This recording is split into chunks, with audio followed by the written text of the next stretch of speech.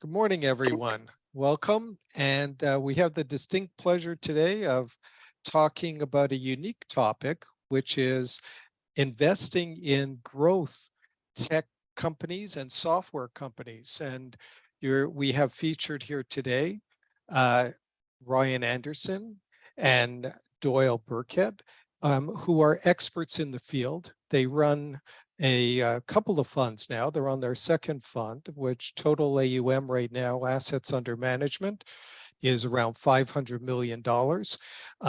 Both Ryan and Doyle, I'll let them take a minute and tell you about their backgrounds, but they worked together for about 8 years at Kayne Anderson.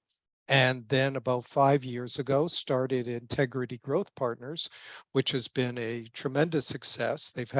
They closed their first fund and now they're on fund two, which already has raised, they have a target of that fund of about 200 million, and they're well on the way of reaching that target. And what they've done is they've developed a unique strategy and algorithms to identify growth companies, which they'll also explain, because it's a topic which, frankly, even myself, I wasn't quite familiar about what they meant when they talked about it. And that's why we wanted to have this interview and really dig into it and let you all understand what this all means. Again, Doyle will give his background in more detail, but he's gone to some schools that people may have heard of. By the way, if you can mute yourself, Bennett, that would be appreciated. He's gone to Princeton and Harvard. He's a graduate of both, and Ryan has a similar stellar background. So without taking too much time, I'm going to let them start by having Doyle and Ryan give you a little background on themselves. And then what I'd like to do is they're going to talk about why this strategy of growth, investing in growth companies, is so unique and why there's such a huge opportunity. And then we're going to, during the process, just so you don't think I'm being rude, I may interject and ask some questions that I think some of you may want to hear. And then at the end, we'll open it up for questions as well. So Doyle, if you don't mind starting, that would be greatly appreciated. Tell us a little bit about yourself, and then we'll go and what you do on a day-to-day basis, and then we'll go forward. Wonderful. Well, thanks, Milton, and thanks everyone for joining. We're very excited to be talking to this group, and appreciate Milton and Barry setting it up. In terms of my background, I've been in the principal investing space for 25 years after graduating from undergrad in the late 90s. I started in New York at a place called the Beacon Group. Oops.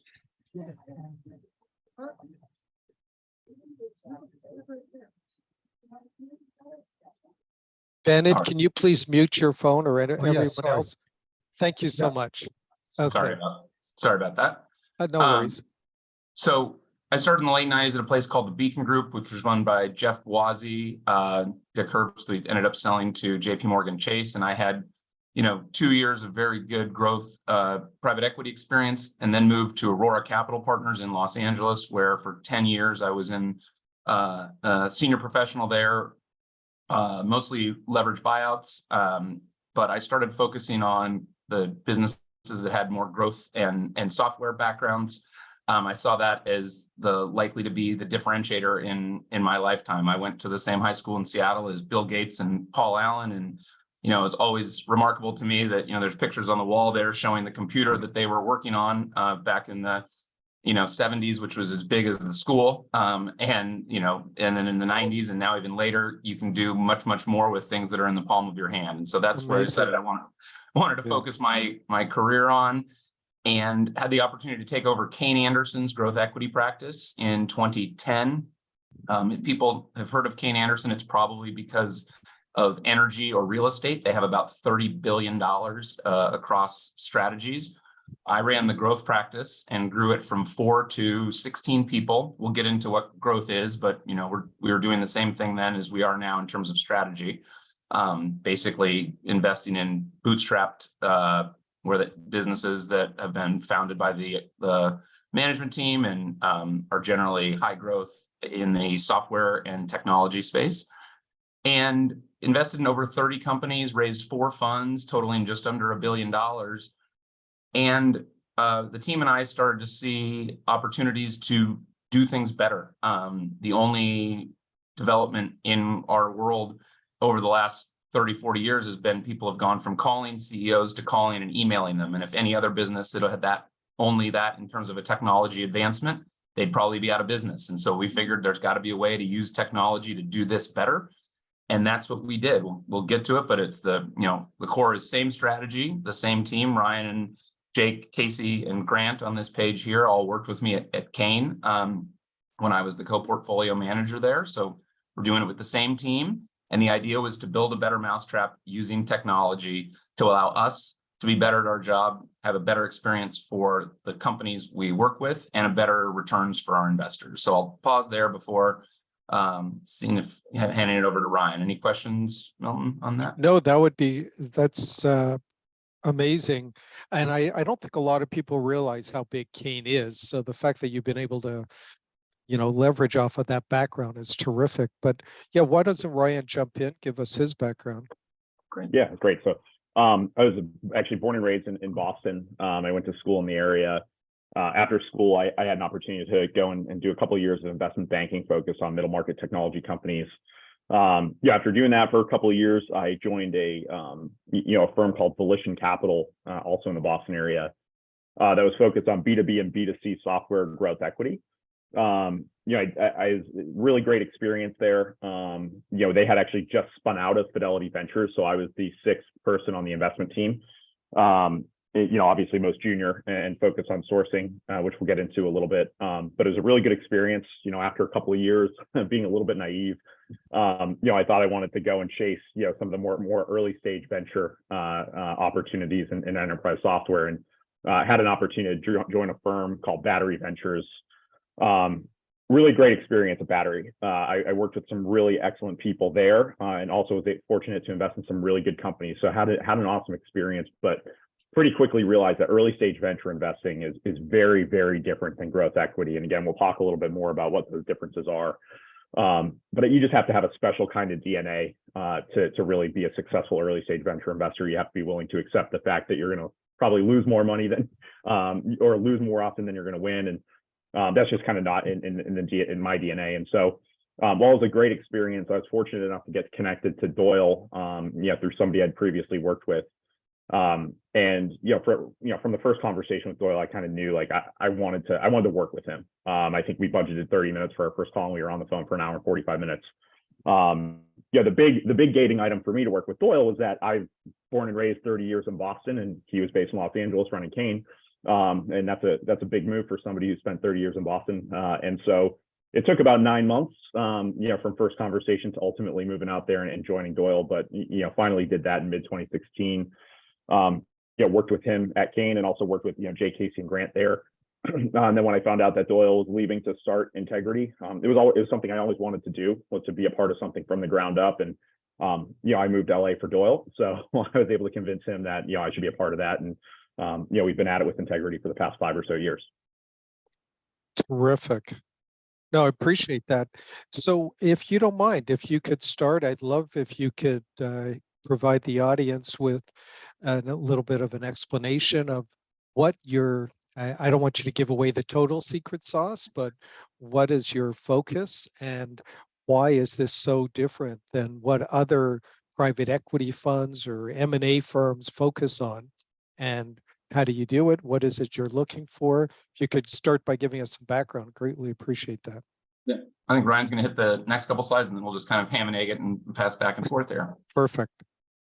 Yeah, so I think it's just to give you a sense of where we play and how this is nuanced. So we consider ourselves to be, software growth equity investors in the lower middle market. And so, when we think about this, we kind of break it into these kind of silos here, industry focused, stage, and market segments. So, just starting left to right, we feel like software is a really good industry to invest in. I mean, I think there's plenty of stats out there that it's, highest growing, obviously valuations kind of go along with that, but it's a significant growth market that is continuing to get bigger.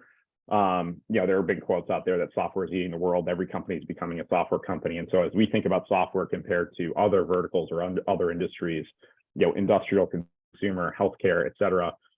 We feel like software is a really exciting place to play, and there's a ton of growth potential there, which is, important for us as we start to think about the stage that we play in, as a growth investor, right?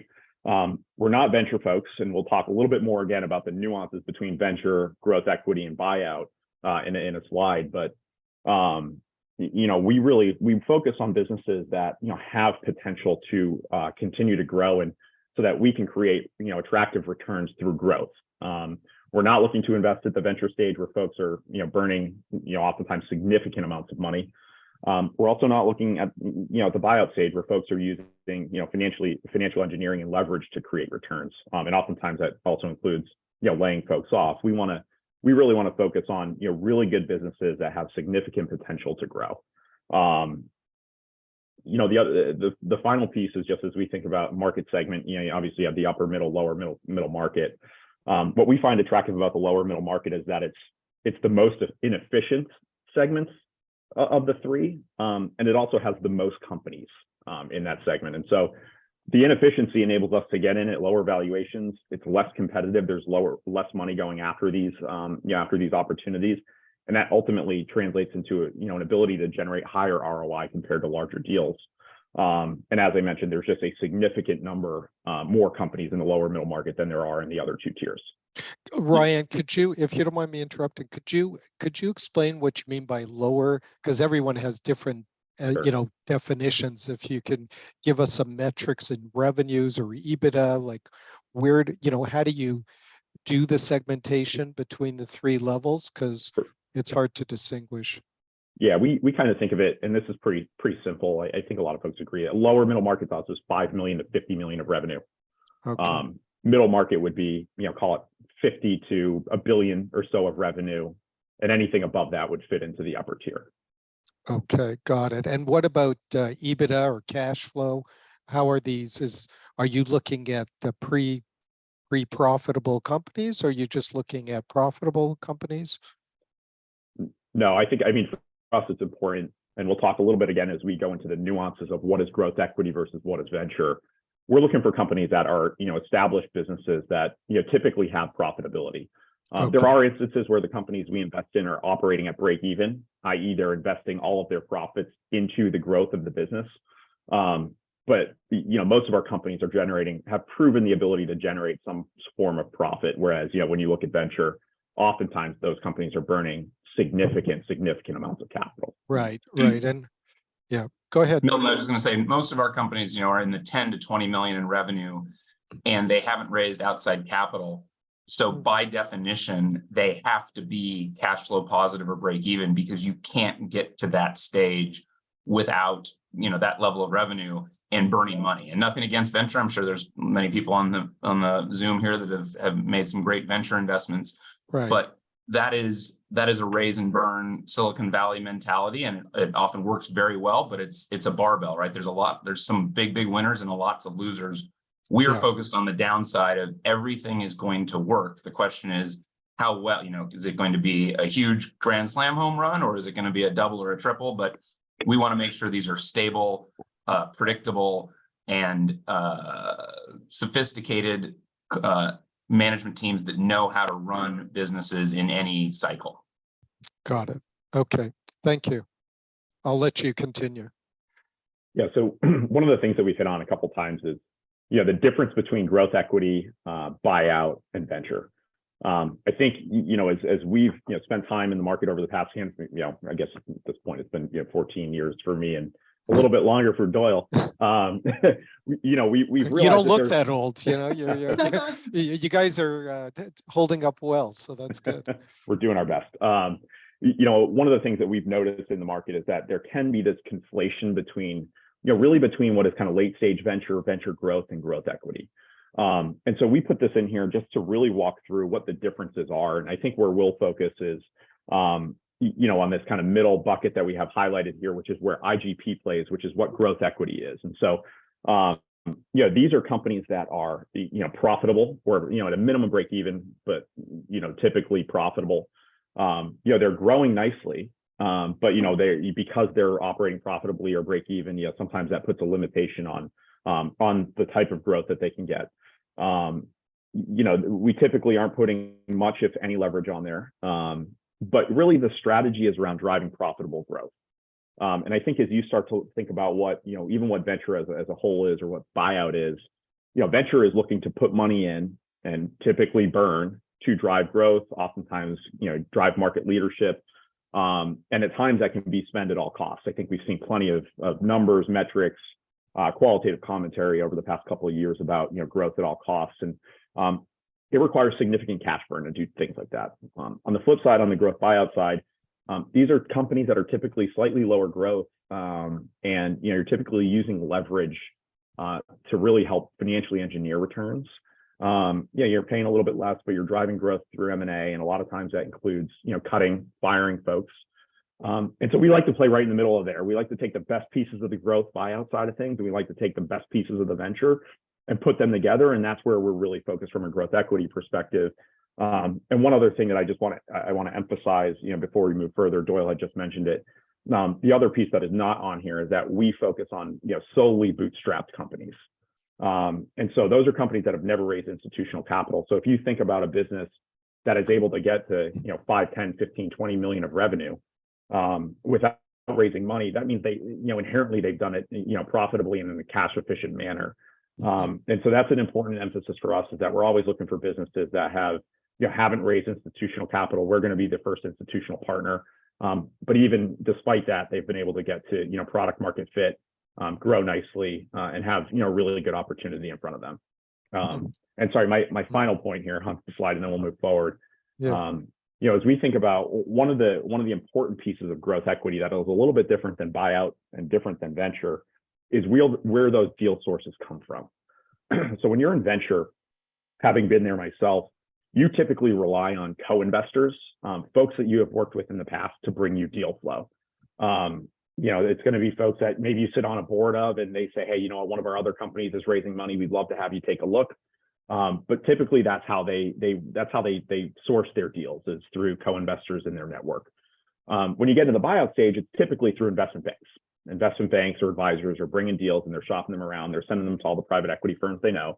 And that's typically how buyout firms source their deals. Where we sit is really interesting, because most of our companies, again, have never raised capital before. They typically don't hire an investment bank for a variety of different reasons, but because oftentimes it's not efficient. They're trying to think about what the next bite of the apple is at, and so they don't want to be paying an investment bank in this round. And so for us to generate deal flow, we need to have a team that is focused on direct outbound sourcing. And so that's a critical component as we kind of talk a little bit about some of the things that we do differently, and how we leverage technology to do it. But being able to source directly in an outbound manner is critical to being successful as a growth equity firm.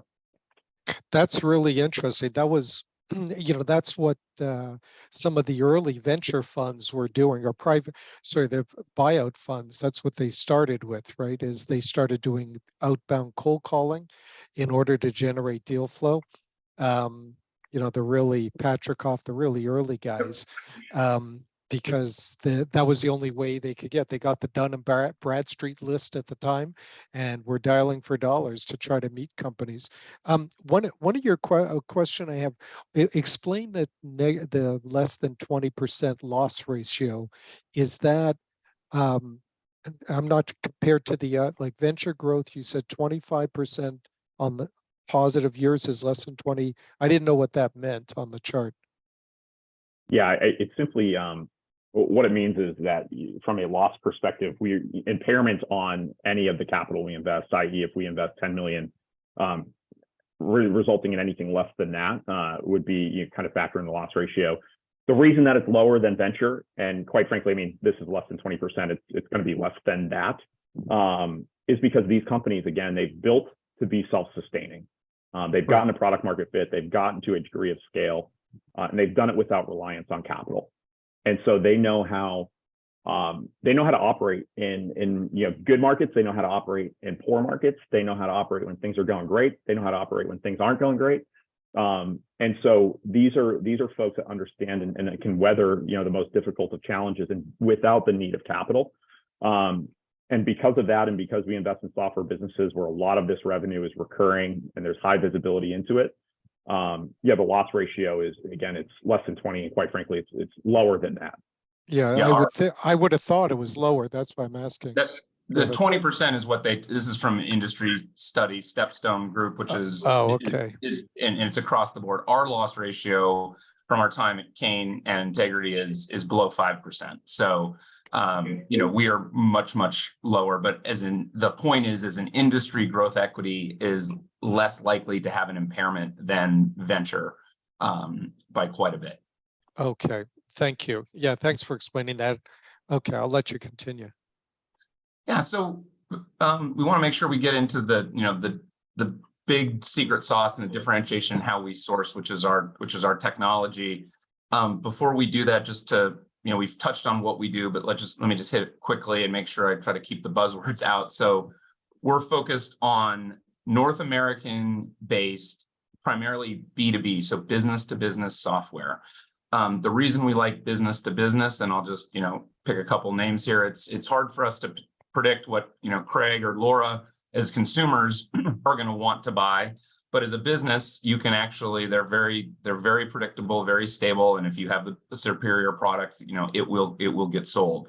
So we focus on business to business. These are, we say 7 to 50 million of revenue, but usually it's 10 to 20 when we invest, and they're either cash flow positive or right around their break even. And these are proven technologies solving known pain points in a large industry. So think about this. The pitch is basically, there's an ROI associated with a return on investment. So our most recent investment is actually going to be the first investment in our fund, is in real estate technology. It's a software platform that allows multifamily property owners to recover receivables from renters that move out. The old way of doing it was entirely manual and very, very time consuming, and things would fall through the cracks. And so when these gentlemen started this business, they went to their prior customers in the multifamily space and said, what is the biggest problem you're facing that nobody's addressing? And this is the answer they got. And they built a software to solve it. And so when they went to Greystar or all the largest players out there and said, we have a software that'll solve this problem for you, you don't need to convince them that it's the new iPhone, nothing against iPhone, or it's a new, coffee mug that's going to, that you're going to want. This is something you need. It's an ROI generative. It either increases your revenue, cuts your costs, or increases efficiencies. And so we really like to focus on businesses like that, where it's an easy sale. And these are SaaS, so software as a service generally, which means they're recurring revenue. So it's the opposite of a furniture salesman. Every furniture salesman, you sell 10 chairs this month and you have to start from zero next month. With SaaS, if you have the customer, they're paying on a monthly basis. And so as long as you're doing a good job and not losing them, then every month you start with the same monthly revenue you had before, and anything you add, any additional sale you make just increases that. And these are high growth companies. We say 20%, but usually they're 30, 40, 50% plus. As Ryan mentioned, and I want to just hit on it very importantly, these are founder owned and operated bootstrap businesses. So the reason we like that is we've already said that, they're proven management teams that can operate from a position of scarcity where they haven't had capital. They've also shown to be great stewards of capital for their own sweat equity. Also, they usually raise friends and family. So they've shown they've been good stewards of capital for their friends and family. And that, in my 25 years of doing that, is a leading indicator that they'll be good stewards of our capital. And then a couple last points. They almost always have had previous interest from a strategic acquirer. So our last business, the property real estate prop tech business, RealPage had reached out and wanted to buy the business, but they didn't want to sell yet. So they ended up taking capital from us. And that's really a lot of times where we fit in. A lot of these founders think, hey, I either have to continue growing, constrained by my cash flow, so I can't invest as much as I would like, or I can sell now, but I know I could be a lot bigger. And we kind of say, have your cake and eat it too. We're going to come in mostly in a non-control position where they're going to stay in control, and we're going to provide capital for growth and our knowledge of how to scale these businesses and take it to the next stage. And we like that they've had strategic interest, because that shows, one, that they're already thinking about selling. Nothing against family-run businesses, but we need for our investors, like people on this phone, to eventually have an exit. So we need them to think about eventually selling. And two, it proves out that there's interest out there from other players.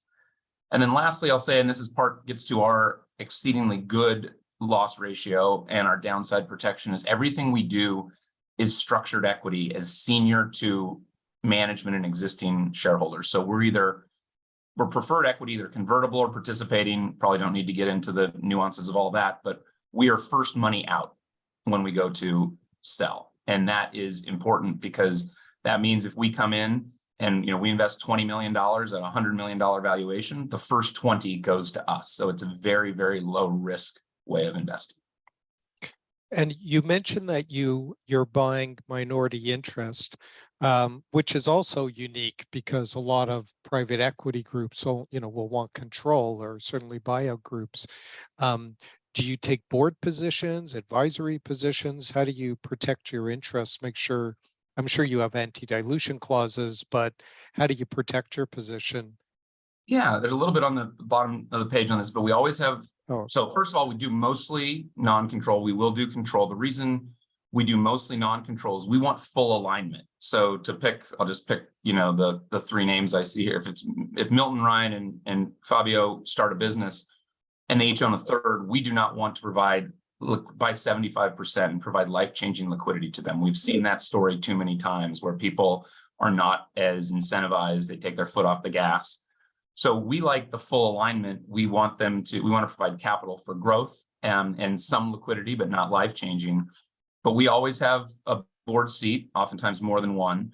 We have approval rights over them raising additional capital, over taking on debt, hiring and firing key employees, the annual budget, which really covers everything if you think about it. Also over hiring and firing auditors, oftentimes selling the business. And so we have a slew of negative controls that give us a significant amount of control over the business. We'll get into this on the sourcing, but a key part of what we do is spending months and months and months with these management teams prior to investing to make sure they're the right type of partners for us. That is a huge part of our diligence, which is the personal aspect. Is this person going to be a good partner for us? Got it. No, that makes a lot of sense. Okay, so I'll let you continue. Thank you. Ryan, do you want to kind of give the overview of the sourcing? Yeah, I'll hit through this pretty quickly. So as we mentioned before, a critical part of any growth equity firm's success is the ability to generate deal flow. I worked focused directly on sourcing. My first job out of college, did that for a few years, and then both Kane and Battery managed teams that were focused on generating deal flow, and it was always incredibly frustrating to me. It's very manual and inefficient. We'll talk a little bit about what that entails. It's a lot of administrative tasks. You spend, almost 90% of your sourcing time is focused on things like looking up company names, trying to see how many employees they have, trying to find the CEO's name, trying to find the CEO's email address, sending the emails. And so it's very little time, my sourcing time was actually spent on the phone, building relationships with these founders and CEOs, which is critical, to being successful. The other piece of it that's really challenging is that the only way you can solve the volume, solve for the volume, to make sure that you're getting in front of these companies, historically has been to throw resources at it. So you hire a bunch of junior folks that are 1 or 2 years or sometimes straight out of undergrad, and you're having them basically dial for dollars and call up these founder and CEOs. And look, I'll tell you, I remember my first 6 to 12 months directly sourcing. I felt bad for those CEOs. I mean, it's a one-way conversation. I'm truly sitting there trying to, basically fact find. And it's not a two-way conversation. And quite frankly, it's, as we've heard from a lot of the CEOs we back, it's an unfavorable experience for those folks when they're talking to somebody that's directly out of school, because they just don't know how to have a two-way conversation there. And so as we were starting Integrity, one of the core things that we wanted to do was figure out a way to automate as much of the administrative piece, so that we could have our team focus their time and attention on the more important part of sourcing, which is actually talking to these CEOs and founders and building relationships. And so, we figured there was a way to leverage technology to enable us to do that. So we'll talk a little bit about that in a moment. Yeah, so this is our technology platform. We're in the process of actually re-engineering it because we find it's not as clear as it could be, but I'll start on the left. the most important things on the right, which is our proprietary data science. This is our scoring algorithm. But on the left, the data enrichment, we can now, because we partner with a software provider, go to somebody's website and in one click, get all that information that used to take 20 or 25 minutes to pull in about a company. So we would have young people go to websites, go to, to get information about a company. Then they go to LinkedIn to see how many employees they have. They go into Crunchbase to see how much the capital they've raised. They try to figure out what awards they've won. All that stuff is pretty time intensive, about 20, 25 minutes per company.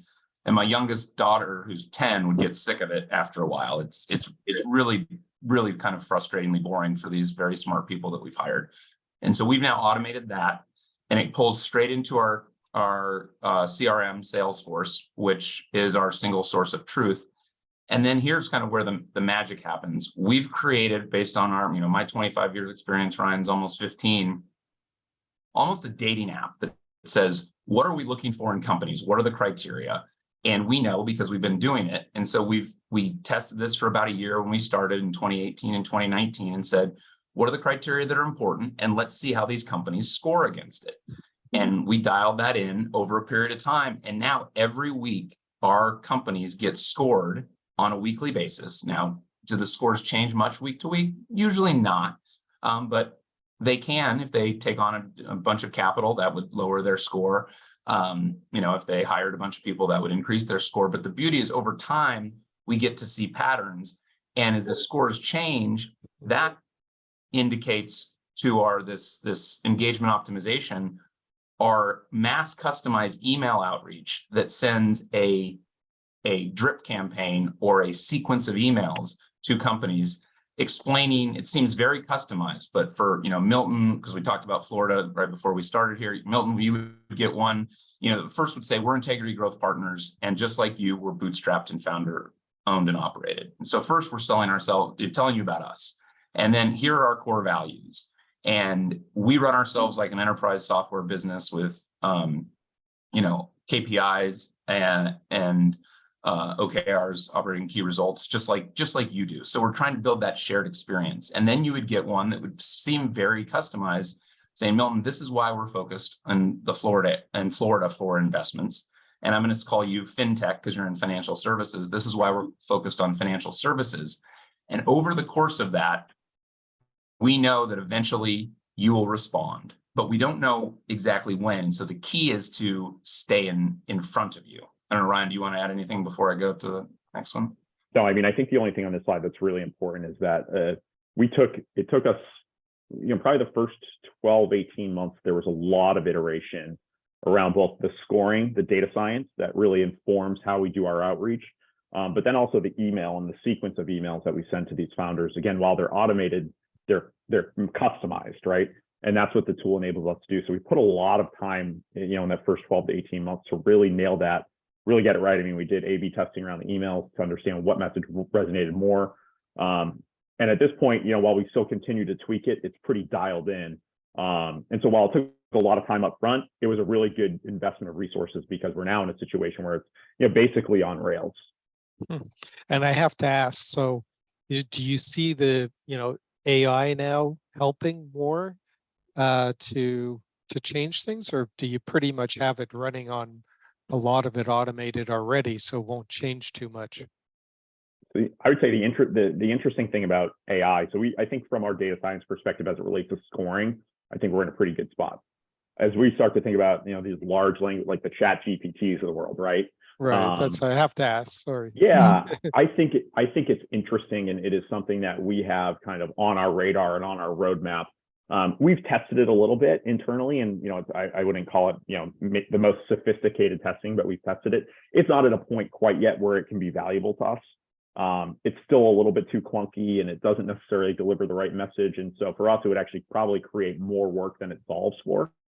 But there's no question it's going to get better, and it's certainly something on our radar as we continue to move forward. That hey, can we actually automate this even further and make this sourcing process even better by leveraging tools like that? It is for sure something we're thinking about. Right. And given that we've had this running, oh, go ahead, Milton. No, it's okay. Go ahead. See, now that we've had this running, I think some statistics will help bring to light kind of the importance of why we're doing this and what's come out of it. So these are our first 6 businesses that we invested in. There's kind of 3 categories I'll hit. The IGP, so Integrity Growth Partners proprietary score, is on the first column here. It averages 89.6. So that means, for us, a high score is 85 to 100, medium is 70 to 85. Those are the companies we focus on. So we've kind of proven out that the ones that we're finding, these and others, are the high score is justified. So that's kind of Ryan's talking about, that's running on rails. It's dialed in. The real 2 important columns on this are our second and fourth. So the second one is emails prior to the first point of contact. How many emails does it take to get somebody to talk to you? And our average is 12. That is roughly double probably what we would get before doing it the manual way, before things would just fall off the map. Somebody would get to 5 or 6 and I'd forget to call Milton in a year, and he would do a deal with somebody else and we'd say, darn it, we really like Milton's business. Too bad we missed that one. Yeah. And so this allows us to be consistently persistent. And like in anything, the stories are told in the ends of the bell curve. So Eon, the 4th company down there, it's a healthcare IT business in Denver, Colorado. Right. We sent 27 emails. I saw that, yeah. Yeah, over Yeah. 29 months, almost 2.5 years. And when Ryan finally sat down with them, they basically said to us, we appreciated your appropriate persistence. And that's a key, right? We're not trying to talk to them every week.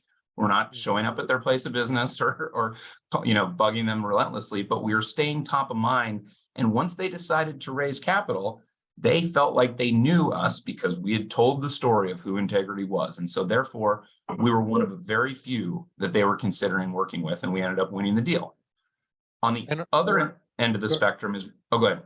No. Do you send these like every month, or is Ryan, that do you kind want to touch on that? Yeah. So again, it's one of the things that when I mentioned earlier, the first 12 to 18 months, what we dialed in was not just the message, but the cadence, right? And so what we found is that in the first month, sending 3 to 4 messages in the first month, sometimes even 5, actually keeps you top of mind and may get that response. But after that first month, it's better to reach out once a month, once every 6 weeks. Yeah, that's Again, what I would think. Yeah, you don't want to, and then there are periods of time where we say, hey, we're gonna leave you alone for a little bit, and then we wait another 6 to 8 weeks before re-engaging with those folks. But again, it's something that we've tested a lot to figure out what works without being overbearing or, quite frankly, annoying to some of these people. Yeah, and do you send them like announcements like, oh, we just funded Algo, and do you do that, or is it more targeted just to them? We try not to do that because we found, frankly, unless it's unless Algo was specific for them, then it would be a mass customized target saying, hey, Milton, your business is like Algo and we just invested in Algo. So we wouldn't say it this way, but we're an expert. You should talk to us. But just announcing that we've done a deal, it's kind of like showing pictures of your vacations. Nobody really wants to see them, right? Like nobody's that interested in it. And so, Right. And so we just stay away from that because we found that it's not productive. Got it. That's really interesting what you've discovered. Yeah. And then just last 2 points on here. One is the Wonders. So yesterday I was in New York. I think a few people on this Zoom may be from New York. Wonders is in Long Island City. We only sent 4 emails in less than a month and got the person on the phone. And when Ryan and I sat down with him in his office, he effectively accused us of dumpster diving, going through his trash. He said, how do you know we exist? My brother and I have never given an interview. We've never talked to an investment bank. We don't advertise. We've never applied for any awards. He's like, our goal was to get to 30 million of revenue prior to talking to anybody like you. How did you find out about us? Because their website was in Chinese. They sell software to Chinese mom and pop restaurants here in the United States. And they operated under Shi Kei Tong, which is Chinese, and I can't read Mandarin. Right. And we said, well, look, we didn't know you were 25 million of revenue, growing 100% a year with 30% EBITDA margins, but our score said you were 94.5. And so we should be talking to you. So that is interesting, but that's kind of like a parlor trick, right? Like that gets you in front of somebody, but then what do you do? That gets to the 4th column here, which is months from first point of contact to investment. And this is the beauty of the technology. We had 11 months with Wonders prior to closing a deal. 8 of those months, they were talking to nobody else. And so we got to show that we were the trusted advisor, the proven, consigliere. And we advised them on making an acquisition or not, hiring us, interviewing chief revenue officers. We helped them put together a management presentation. So when they decided they wanted to get offers from a few other people, because very rarely are we going to be the only person, it's just we're going to get there first and early. We ended up beating out the likes of Bain Capital and other big names, because even though we didn't have as big of a price as Bain, we were the trusted advisor, and they knew how we'd operated for, at that time, 9 months, but 8 months by ourselves. And so that's the beauty of it, is it gives us time to prove out that we are a better partner. It also gives us time to prove out what our value add is going to be, because we can see which members of their management team are good, where they've underinvested, where they, need furder resources, et cetera, et cetera. So I don't know, Ryan, if you want to add anything there. Yeah, I mean, just a couple of things. I mean, one, I think that this slide is really important because it actually shows the technology in action and the benefit it provides. I mean, even, we send an average of 12 emails over 10 months before our first conversation, and that's all automated. It takes our team a total probably 3 minutes per company to do that, and that's 3 minutes up front. In order to do that in kind of the status quo, the way that most other firms do it, it's incredibly manual and time consuming. And like Doyle said, you may send 3 or 4 or 5 of those emails, and then it will drop off, and then you'll see a deal get announced. So I think the automation is really important. The other piece that is important is because it's so automated, we're able to do it with a much smaller team. And because it's smaller, we can have a more senior team. And so all of these conversations that we've had, and we'll talk a little bit more about, the funnel and the number of conversations and companies we've reached out to and spoken to, we've done that with a team of 3, 2 principals and a vice president. And so what that means is that for that CEO or founder on the other side of the phone, instead of having a first conversation with, an associate who's 6 months out of college, you're talking to somebody who's been doing this for 7 or 8 or 9 years. And so it's a 2-way conversation, and it immediately differentiates us compared to other companies that they're speaking to, because again, it's a 1-way conversation when you're talking to somebody that's 6 months out of school. What that affords us the ability to do is build that relationship over 9 months before we ultimately invest. And as Doyle mentioned, it's important because over those 9 months, we're able to become that trusted advisor. Typically, the founder on the other side of the table has already made the decision that they want to work with us. Before they're taking term sheets. The other really important piece of this is that we're able to do the same. We're able to assess, is this going to be a good partner for us? We're concentrated investors. We expect to, have anywhere between 8 to 12 investments per fund. And so it's really important that we know the people that we are working with are going to be people that you're going to do the things that are necessary to take this company from where it is today, a founder and bootstrap-led business, to the next level and level beyond that. And the only way you can assess that is over time. And so it's important that we're selling ourselves to them so that they want to work with us. But the same is true the other way around. We need to be confident that they're going to be good, again, stewards of our capital, and good partners to us as we think about helping to grow and build their business. Terrific. Great. I don't know. Milton, Doyle, Barry Yes. Dorfman. I just got a text from one of my friends in Bangkok, Thailand, which I appreciate him staying up so late. He wanted me to ask about failures and lessons learned to date. Please. Yes. So, look, I think our biggest failure was when we went out and tried to raise our first fund in 2019. And we thought that the method of using the same strategy with the same team and with a better mousetrap that we've built here would allow us to do that pretty easily. And I think maybe we're naive about it, but what we ended up doing, the market kind of spoke to us that they wanted to see us make some investments and prove out the mousetrap. And so we built this business the right way. We made 6 investments over the last 3 years, and we built it from investor by investor. Each investor that we partnered with would then recommend us on to other investors. It's actually how we originally got introduced to you back, 6, 7, 10 months ago. And so I think the lesson we learned in that regard is that we didn't think we were going to do it quick, but we needed to do it, the right way, and word of mouth and painstakingly. And it's taken, 4 or 5 years. In terms of, we haven't had any, negative outcomes on investments here, but one of the big lessons learned I had in my last firm was related to, and this is held true to our investment strategy. We had a business that was selling into government. It was municipalities, parking technology, and I could spend hours and hours talking about all the lessons learned, but the main one was be very, very careful, and we wouldn't really at all invest only in businesses that have that stroke of the pen risk, where you're beholden to the men and women that run City Hall and how long they're going to take to make a decision, whether they're going to be fickle and change their mind, whether there's going to be, in some cases, allegations of, impropriety. So it goes back out to RFP. And so we stay away from technology that sells into municipalities wholly. That doesn't mean that they can't have 10 or 20%, that maybe a small percentage that does, but they're not going to completely sell into that. Ryan, I don't know if you have anything on there. Yeah, well, I'd say the same. We've been fortunate, I think, at IGP here to not necessarily have negative outcomes. I'll say one of the things that I learned at a prior firm at a company is ensuring that you're on the same page with the founders you're partnering with. To me, that's one of the biggest things. Making sure you do that prior to investment. Unfortunately, having learned that the hard way, one really interesting thing about scaling an enterprise software company is that while every business is nuanced, there are a lot of similarities to the types of things you need to do to enable scale.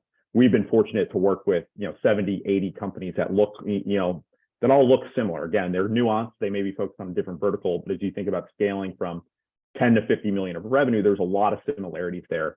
And so typically that's why folks partner with us, because we have that experience and we have that expertise. We can help provide the guidance. In this example I'm talking about in particular, this founder, quite frankly, thought he was reinventing the wheel and didn't want, so he was going to build a unique company and didn't want to, work with us and take some of the advice and guidance that we had from all the experience that we had prior. And it just didn't work out. It resulted in a lot of inefficient spend, a lot of inefficient investment. It's still an okay outcome. And part of that is just the way that we structure our investments. But it was a really good lesson learned in the sense that we need to spend a lot of time with these founders before we ultimately invest, to make sure that we are all on the same page in terms of what needs to be done to ensure we can enable growth and really help scale the business.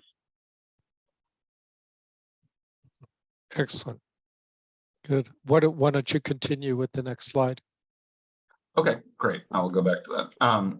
So this is really the final aspect of the sourcing, and I think hammers home the differentiation and speaks to our process. So we have 23,000 companies in our database. If you look on the right here, 7,700 of them score medium or high. Those are the ones we focus on. And so last year, Ryan mentioned this with a team of 3, 2 principals and a vice president. We reached out to those high and medium companies and a few hundred more. So 8,300, if you look at this. We sent 55,000 mass customized emails to those 8,000 companies. So that's an average of seven per, and that's without lifting a finger. Let me just, so just one quick thing. That was, like Doyle said, it was all automated. In order to do that, the status quo manner, you probably, with folks that are spending 100% of their time on sourcing, you probably need a team of 12 to 15 people focused fully on this to enable 55,000 emails if they're doing it manually. Yeah. And the results speak as well to those numbers. So the old way of doing it, Milton, we would be ecstatic if I had a young man or woman on my team and they brought to Ryan, myself, 1 or 2 prospects, potential deals a month that were truly fits, right? So we kiss a lot of frogs, right? We talk to a lot of companies that don't fit the old way, but if they had 1 or 2 a month, so 12 to 24 a year, they would be viewed as a superstar. Well, last year we had 854 prospects that were fits. I'm going to round up to 900 just to keep the math simple. So 900 divided by the 3 senior people that were doing it is 300 per person, which, you divide that by 12 months and it's basically 25 a month, right? So 25 a month compared to 1 or 2 a month. we are, call it 12 to 20 something times more productive. That allows us to be very, very, very picky. So we only sent out 5 term sheets last year. 3 of those resulted in deals. 1 we're actually still talking to. Another one we actually walked away from something we found in diligence. But the point is, we always judge how we're doing based on the quality of companies we're turning down. And since we've started Integrity with this proprietary sourcing technology, the quality of companies that we're consistently turning down is incredible. And so, and the quality of companies we're having in front of us that we're actually investing in, they're all A+ software businesses. So this allows us to punch above our weight class with a more senior team. So if you were a target, it sounds like somebody would want to invest in your company because your technology looks like a growth strategy, just like you want to invest in. It's you've built an amazing software to do that, really, because my background's investment banking and M&A in particular, and to do what you're doing is really impressive. So sorry, I'll let you continue, but I had to point that out. Just No, thank you. Appreciate that. I mean, I think when I think back to my sourcing days, I wish I had this. Yeah. And I'm pretty happy with how how this has come together and how it works out. But again, I think the technology is awesome, but just keep the most important thing about the technology is what it enables us to do as a firm, right? It's not making investment decisions for us, but it's taking a huge piece of administrative and manual efforts and automating it to enable us to take that time we save and spend it in much more higher value add areas, whether it's spending more time on the phone with these folks, building relationships, spending time with existing portfolio companies. The technology is great, but what it enables us to do is the secret sauce. Yep. Right. Well, it's like if you had the right type of companies, Capital IQ would do the same thing. That's obviously a well-known software company. Could do something. And Ryan Doyle, just another question. There are others that are using technology to source. We know that, right? So how do you differentiate yourself? And is this technology, I know Milton brought up, I apologize, I had to walk out of the room for a second, on AI. Is this self-learning technology that you have? The market's changing very rapidly. So maybe you just address that real quickly. I know you're running out of time. Yeah, so Doyle, I'll hit this. I'll hit, if you want to flip back to that slide, though, I think that's a good one. This one right here? No, the one with the technology layout. So Yeah. what I would say is, so first of all, Barry, absolutely. Other firms are not only using technology, obviously able to use technology. The tools that we use on the left here, we have a couple of them blanked out, but SourceScrub, which is our data enrichment tool, Salesforce, our CRM, Outreach on the engagement optimization. Those are absolutely, those are tools that anybody can go and use, right? On the right-hand side, as we think about the data science and Alteryx, which we use for our business intelligence, which informs or really drives the scoring in our algorithms, that is proprietary to us. Obviously, the tool itself, somebody can procure, but you need to have the capabilities to actually leverage those tools. What I think is that really the secret sauce here, though, and I'll talk a minute about it because I experienced it firsthand, is that all of these tools are fully integrated. And so they all talk to each other back and forth. Without the integration of all these tools, kind of the 4 major ones that we use, it wouldn't have anywhere near as much value as it does here. And so, as I look at this, like what is the most, what is kind of the differentiator here, or what's different for us? It's the data science piece, the algorithms that we've built and the ability to do the scoring around the companies we look at. It's the integration of all of these tools together. And then it's that 12 to 18 months where we've had all these together, we've had the algorithms, and we've been able to tweak and make sure that these are effective and efficient and working as well as they can. We continue to tweak it. And so that's what we view as our broader technology platform. I will tell you, having spent time at Battery and at Kane, that it is very difficult if you are not doing this from the ground up to implement any of these tools individually, let alone have them integrated and talk to each other. I tried to do it at Battery, which is, early stage venture software investor, been around forever. I couldn't get our SourceScrub account to talk to Salesforce, and it dilutes the benefit of having these tools. And part of that is just behavioral change, right? Like if you go to, some of the largest private equity, growth equity investors out there, typically change is going to be driven by senior level folks. At this point, they're used to just hiring a bunch of associates and throwing them at this problem. no associate is going to be able to drive this type of change from the ground up. Agreed. And so, look, I'm probably rambling a little bit now. Are these tools available, folks? Absolutely. I think the way that we've orchestrated them, and then of course, kind of the data science piece of it, that is proprietary to us, and I think it is definitely a competitive advantage. Yeah. And you're probably reading about this in the modern day of ChatGPT. The data is really the moat, right? Because ChatGPT, we're not using it yet, but we're, as Ryan said, looking into it. It doesn't have proprietary data is what's going to make companies still valuable. And we've been tracking these companies and have the data on them for, months and months and years. So we've got a first mover advantage on folks. A lot of very sophisticated institutional investors we talk to, will tell us that, yeah, some people are using parts of this, but nobody has the data science that we have and is using it the same way we are. So we know that we're, either one of one or one of a few that are doing it as sophisticated as we are. Yeah, look, I don't want to take away any thunder, but I mean, data is the most important key, and good data, right? So there's a lot of data out there that hasn't been scrubbed that really gives you bad results. So it's where you're getting the data from. It's very, very important. And it's very expensive, by the way. I'm using ChatGPT and I'm trying to identify which source of data to use. Everybody has a good song and a dance, and you don't know what it is. So yep. I respect everything you're doing. I love the whole concept of it, of vetting through the companies, utilizing this here.